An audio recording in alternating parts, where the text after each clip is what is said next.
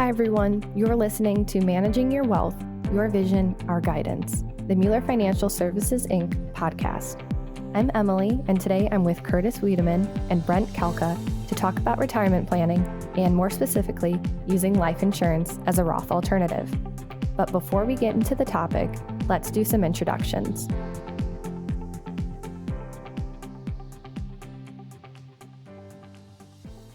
Curtis is a chartered life underwriter and chartered financial consultant with over 40 years of experience in the financial services industry. As a wealth advisor at Mueller Financial Services, he specializes in offering customized retirement asset preservation strategies and estate planning solutions to small and mid-sized business owners and self-employed individuals. Curtis seeks to find strategies that are customized to his clients, regardless of their unique situation, with special interest in the firm's approach on life insurance and the protection and preservation of assets, long-term care, tax-efficient charitable giving opportunities, and business succession planning strategies. Brent is a certified financial planner professional and accredited investment fiduciary with Mueller Financial Services. As a shareholder and wealth advisor, Brent oversees the day-to-day operations of the firm and leads the investment committee and retirement consulting practice within the firm. He's dedicated to helping individuals understand and take action to address their personal financial planning and retirement needs. Brent and Curtis, thank you for joining the podcast today. Curtis, could you just give me a brief overview of using life insurance as a Roth alternative? Yes, those are a lot of questions that we've been getting lately as we work with people that are trying to save the maximum they can for retirement.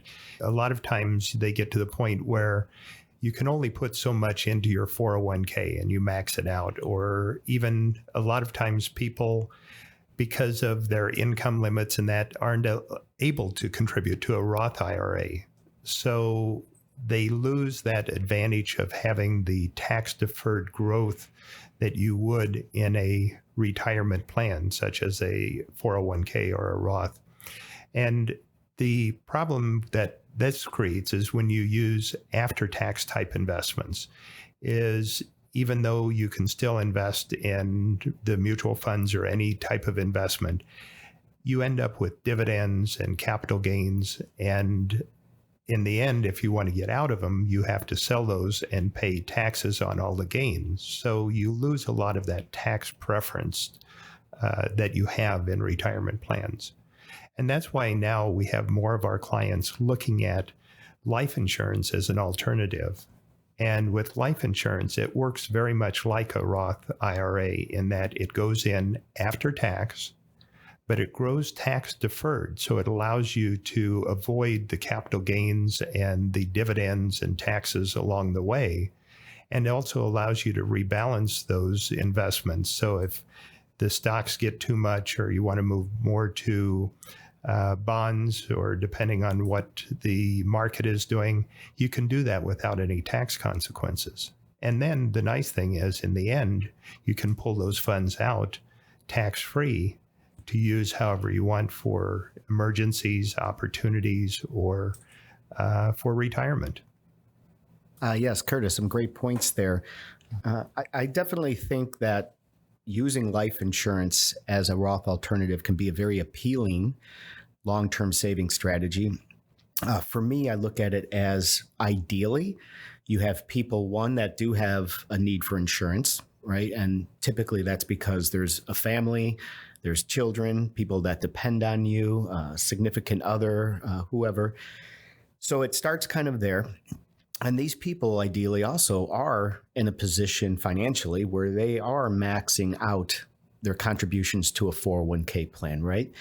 And they're looking for what else is out there, what else is available to me, right? So in a situation like this where you may look at pre-tax and Roth, there's a lot of, I guess, online, there's a lot of calculators, there's a lot of resources and tools. As advisors, we have these conversations all the time with people. How should I be saving? Talk to me about the tax advantages that, like Curtis had mentioned, and how does pre-tax and Roth, how will that benefit me over a 20, 30, or even longer time period of saving to the point of retirement? But it even goes beyond that. All through retirement, what is going to bring you the most net spendable money for whatever you're going to do in life at that point. So I look at it as that's the ideal situation, but it's not the only situation, because first and foremost, I think people should save through their 401k, 403b, whatever is available through the employer. And the most important thing there is to go ahead and make sure if there is a match that you are taking advantage of that match. So even now, going a little deeper, maybe you financially you're not in a position to put in the full $19,500 or $26,000 currently that you can do in a plan from a budget standpoint, but you have potentially that need for life insurance. That's important. And you have other cash flows that you may redirect from the 401k into a properly structured life insurance plan to give you a little bit more flexibility. And that was alluded to as well, that you, when you're working, you don't necessarily always have access to your 401k. Maybe there's a loan. You don't want to take withdrawals, and cause penalties if you're under 59 and a half.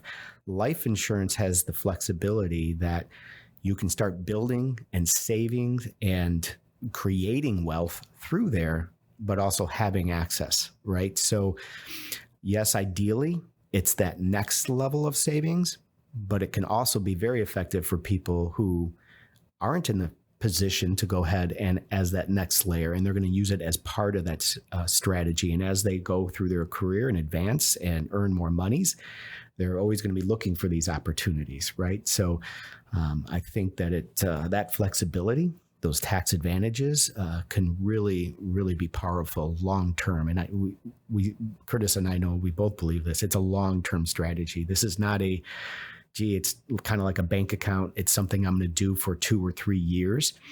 These plans work the best when you give it 15, 20, 30 years to really accumulate and get the advantages of that tax-deferred growth. Curtis, do you have any examples of how others have used this strategy? Well, and I think to Brent's point about the need for the insurance this is an area that is oftentimes overlooked by people that are saving for retirement, and that when they're looking at funding their 401k or other retirement vehicles for retirement, they're assuming that they're going to live to the retirement. The issue is if they don't, the surviving spouse is still going to have those retirement needs, whether the money is, whether you're there or not. And the problem is if you die before you have a chance to fund the plan, the spouse then is left with not enough assets for retirement. So the nice thing about the insurance, it becomes a self-completing retirement plan. Live or die, the funds are there then for the surviving spouse and yourself if you live. So there are some advantages there. As far as examples, we have more and more of our clients are looking at using this, where again, like Brent was saying, they've maxed out their match on their 401ks. They're looking at other flexibility. And some of them as early as their early 30s. We had a client just recently that's looking at retiring in their mid to late 40s and knowing that they're going to have probably a 10-year period before they can tap their qualified money, their 401k in that at age 59 and a half. So they need these funds to bridge that gap. So that's where it's going to be very helpful. We've had other clients that have utilized plans like this where they've started them when the children are young and say, these are additional funds that if needed, we could use for education, or these are additional funds that if needed, we can use for our 3 daughters' weddings and things like that, that it doesn't have to just be for retirement, but knowing that they have needs down the road, they want to set money aside for those needs in a tax preference manner. Yeah, I think there's probably a lot of great examples, and maybe at the end we'll talk about some of the not so great examples, because with any concept, right, it can be a great fit for people, but it's not for every single person, right? And there's things to watch out and be careful with committing to life insurance and kind of the rules and the funding and the costs that are associated with it. But, when I first started my career 20 plus years ago, being in my 20s, and you say, who can this be a fit for?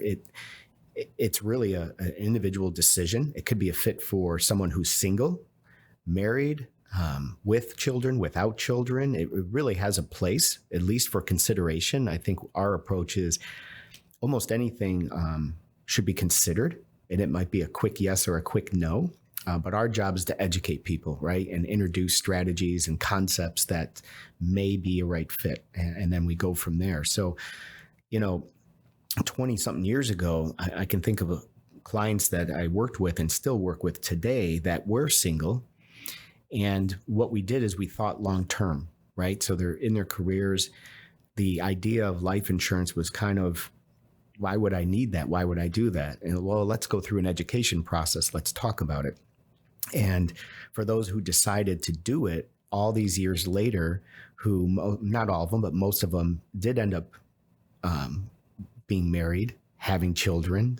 So the life insurance part of it became important later on, but the tax advantages were always there from day one, are still there now, all these years later, where they have kind of this asset that's on their net worth statement. It's there, it's accessible, and it's important.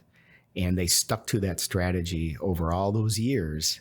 And it really is part of their big picture, their big plan, as far as getting monies out, of which we've had people take temporary loans or have made withdrawals on a tax favorable basis to use those monies. I've had clients use it for buying into a business.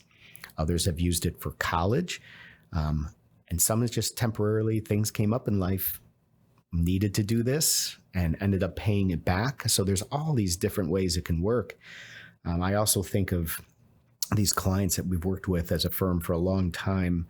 They were about 35, 37, with young children, but they advanced in their career, and both husband and wife making a very good high income, maxing out their 401k, 403b. And again, the same thing. What else is out there?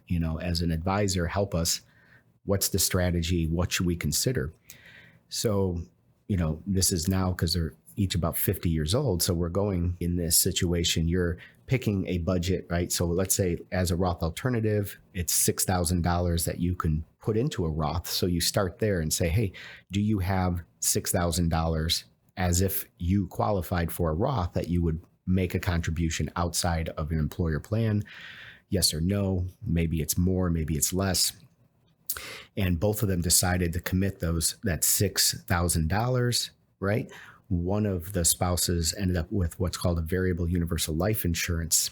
This is a type of contract that is invested in the equity and bond markets, right? So you can take a lot of risk, or you don't have to take a lot of risk, but it's for people who are investors, believe in the stock market primarily, have a long time horizon on this, are committed to it, and they just want to see as much growth as possible.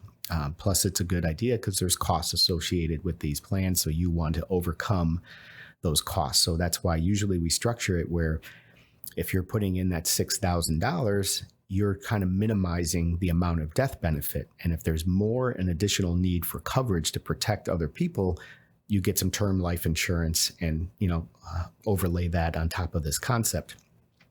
The other spouse chose an index strategy. So she didn't want to take as much risk as her husband wanted to take. But as a family, it actually made a lot of sense to say, hey, I'm all in on the stock market. I'm kind of in on the stock market, but I want to protect my downside.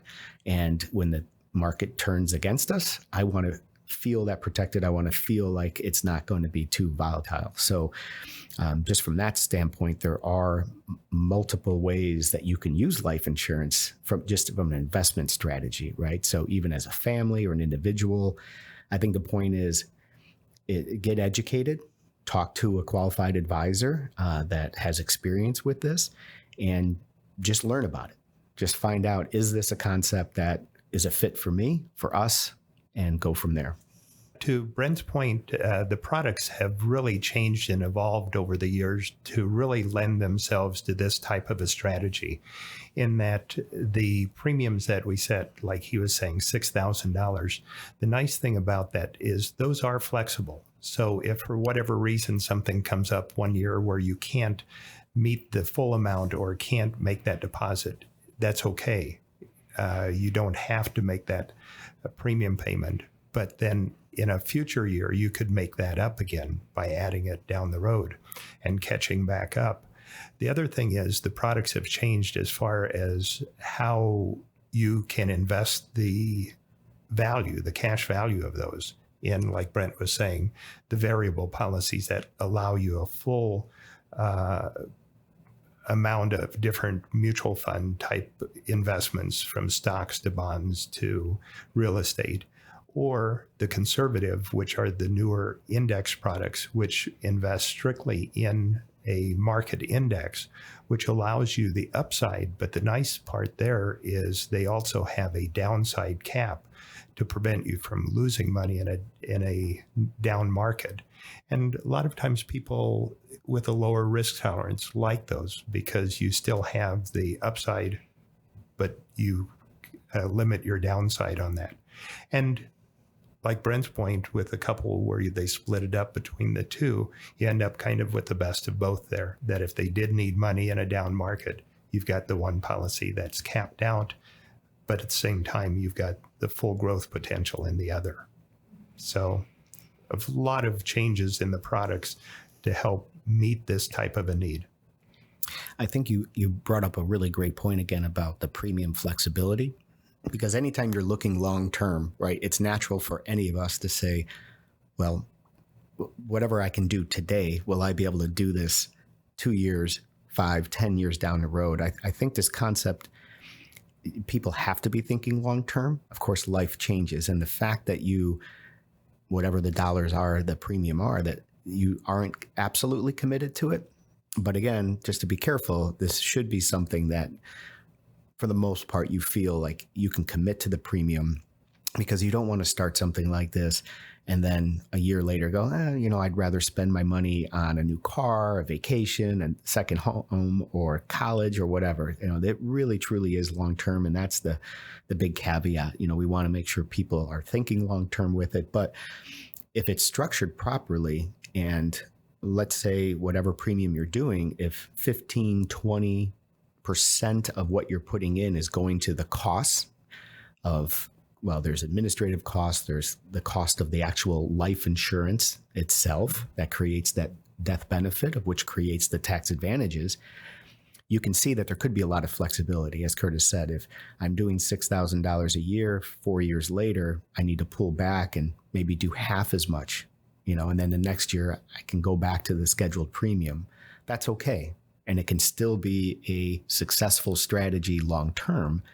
So for a lot of people, especially if you're in your 20s and 30s, all kinds of things can change in life. So that flexibility is also very important. Now, the only other issue that comes into play is in order to obtain the life insurance, a person does need to be insurable. So we do have a way to go through some questions to help make sure that the person is insurable. So many times the younger, the better, while you still have your health. And that way it gets locked in. And once it's locked in, you're locked in for life. Yeah, I would just add that, a group like ourselves and Mueller Financial Services, we are an independent wealth management financial planning firm, right? So I think if you're going to explore a strategy like this, that's important in the sense that there's not one best insurance company. There's not one best product. There's a lot out there. We are in that great position where we can represent pretty much any insurance company out there, right? So from that, having that independence, I think it's really important if you as a consumer are looking for long-term strategies like this to say, hey, what is the best fit?